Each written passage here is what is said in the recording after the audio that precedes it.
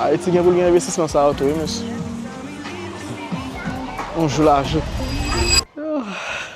Finalement, we viens dans la chambre, monsieur. Very nice. No bread. No bread. No big bread.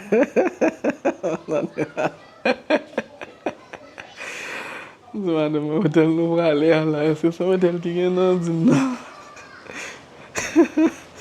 Yo, ça là. Jacuzzi. Infirme, monsieur, yo.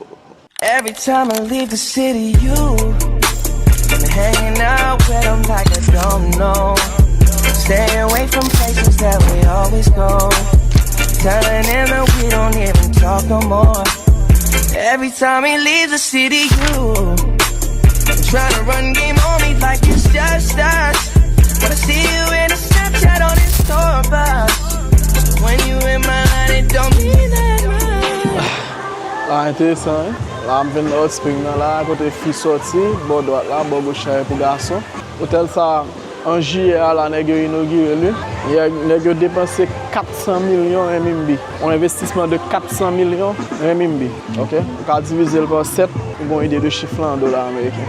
Haïti, il y a un investissement ça, oui, monsieur. On joue l'argent.